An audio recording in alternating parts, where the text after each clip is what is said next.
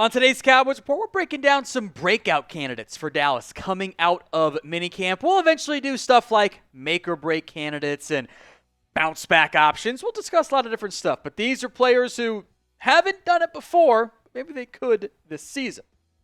Before we dive into that, we've gained some ground in the June-like battle against the 49ers report. Help us close it all together. You want more Cowboys videos? You want to beat those pesky Niners? Like the video for me, please and thank you.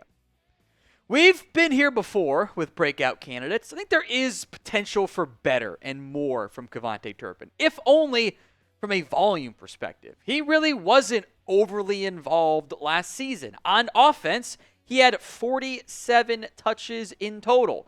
That's not that many. That's less than 3 per game. I don't think he's going to even double his touches this upcoming season, but I would like to find a way to keep him involved, get him the ball in space. I think good things tend to happen when that happens for KaVontae Turpin. I don't think he's ever going to be a true wide receiver 2 or even 3. But as a gadgety player, as a space player who will also benefit, as we've broken down previously from the new kickoff rules, I'm putting him on the list. We might go more in depth in the future on Brevyn Spann-Ford with a different video altogether, but I do want to mention him since the Cowboys themselves, the coaching staff, the players keep mentioning him.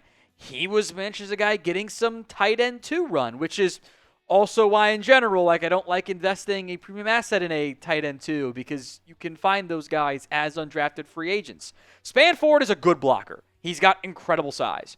If he can unlock some passing game ability, and in this case, a breakout is does he get 2 touchdowns, something like that? Does he help you out as a blocker? Even if the stats don't put up, Jake Ferguson 2023 numbers, yeah, I think he's a breakout candidate. I don't know if there's a player on this list whose breakout would be more impactful in a positive way than Tyler Guyton, the team's second-year left tackle. We've spent time on him. The issues he had last season, it was mostly technique-focused. I also think, frankly, I think he lost some confidence. I think he got rattled with some mistakes and getting benched and going in and getting benched. I don't think he was set up for success by the previous coaching staff. Now, that doesn't absolve him of blame, and Guyton has done a good job of taking accountability for that, but they need him to break out this year. The offense, if left tackle's bad, doesn't that really damper our hopes and expectations of what they'll be able to do? And even if you get average left tackle play, which is a lot better than what you had last season, that goes a long way given the gauntlet of edges you'll face on offense. So I want honest answers here because I get it, the answer is low. What is your confidence level in Tyler Guyton? Scale it for me from 1 to 10. 1 on the low end, 10 on the high end. Last offensive player and one of the draft picks in Guyton's class, Cooper Beebe. Isn't it kind of weird, but also makes sense that even though Beebe doesn't have the same high ceiling as Guyton, who here feels better about him right now as a starter than Guyton? Because I do.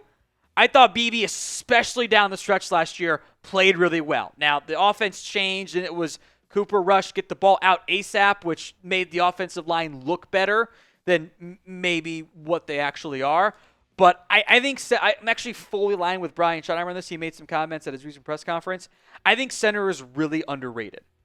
When you have a good center as linchpin of your offensive line, everything seems to work in harmony better. You saw that with Travis Frederick. It's been a little up and downs at times over the past couple of years post-Frederick. Not always bad, but not always as good as we wanted with Tyler Biadasz. I have high expectations for Beebe. I think he should have a strong season for the Cowboys. If he's not a top 10 center, that's fine. I think he's going to take a step forward and look like a long-term piece for a kind of young, actually, offensive line. Let's go to defense. And maybe it feels weird putting a massively high-paid defensive tackle on this list, but I think there is still the breakout to make the contract look even better for Osa Odighizuwa. And in particular, I'm basically referring to sack production here. His underlying metrics, stuff like pressures, that all looks good.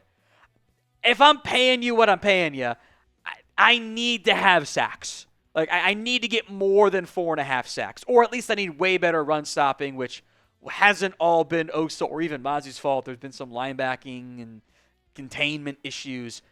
But I'm paying you what I'm paying you. I'm paying you $20 million, whatever. I need to get 8 sacks. So I think it's very doable for Osa this upcoming season.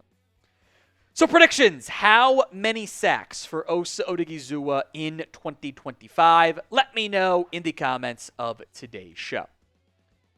We'll do, again, some edges that fit more in the bounce back or make or break candidacy. But I want to put Marshawn Kneeland on here. There's a lot of room to be better. The production certainly did not pop off the screen. And the one area where I really think you'd benefit from Marshawn Kneeland stepping up is as a run defender. I didn't have him pegged as an elite level pass rusher coming out of Western Michigan.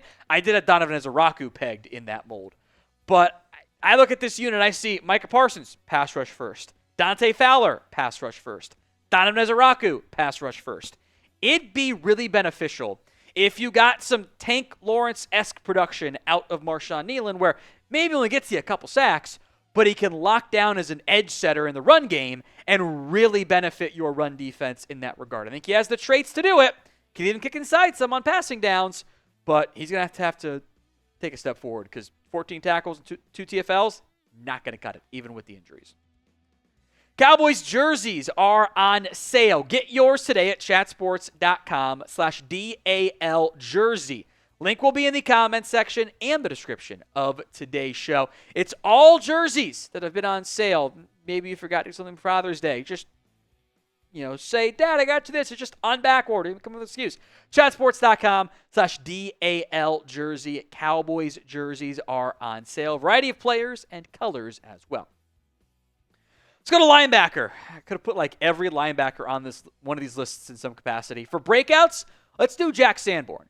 Has flashed when he's had chances to play in the past. He's a good special teamer. He can do the middle linebacker role, the weak side, the strong side role. Kind of feels like middle linebacker right now for Dallas. He followed Matt Eberflus to the Cowboys because he thought, I know the defense.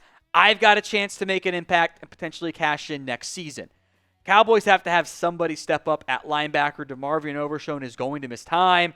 Kenneth Murray's going to play a lot. Sanborn has a real chance to make a big impact and show what he hasn't ever fully shown in a potential entire year of starting.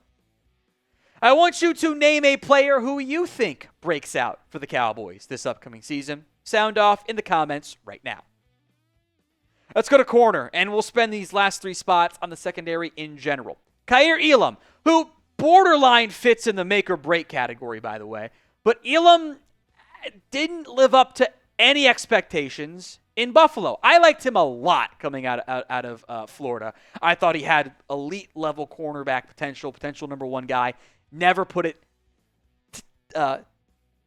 together. And in a way, for the early part of the season outside of maybe Osa, I think a Kaiir Elam breakout would be massive for the Cowboys. If they're going to put DeRon Bland in the nickel, with Diggs banged up, probably not going to be back for week 1 despite what he says, Savone Rebel being more of an unknown, someone's got to step up. And I think Elam, with what he did in minicamp, early I know, put himself in a good spot. Last year on this breakouts list, the one I was like, I know he didn't get paid much, but he's got a chance to have a big-time role, and I think he's done good stuff when he's gotten a chance. The coaching staff likes him. Last year, that was Rico Dowdle. Maybe it's Israel Mukuamu this year. The Cowboys have been giving him some outside corner run, which the skill set and length does fit pretty well there too. He's done everything between college and the NFL. Outside corner, free safety, strong safety, nickel, special teamer. Every time he's gotten a chance to play in a game that matters, he's made plays. But he's never gotten a full chance to do more than that. So I would like to see Izzy Muamu get a chance for a bigger cornerback role. I kind of thought it might be at nickel, but if it's Bland, can he do it on the outside? I think the potential is here for a breakout. We will be live again tomorrow for another Cowboys Madden Sim, and we'll have videos for you all week long. We'll do bounce backs and make or breaks and everything else for candidacies as well for the Cowboys players. Hit that sub button so you don't miss out. Finally, Juanyeh Thomas. Again, I almost put Marquise Bell on here. I think we'll save him for something else. Teaser. Look, Donovan Wilson's missed some time. Nick Hooker missed a little bit of time. Marquise Bell missed time. There was points at OTAs minicamp that Juanyeh Thomas was safety 1. I think some of the play nickel stuff was also like they went with big nickel packages and he kind of rotated down. Again, he hasn't played much. Done a good job on special teams. I think there's untapped ability, much like Israel Mukuamu, but I do wonder if because of the presence of Malik Hooker and Donovan Wilson, if Thomas will truly get that opportunity, barring injuries at safety. But get a couple of these guys to step up, have a big season, really benefits the Cowboys.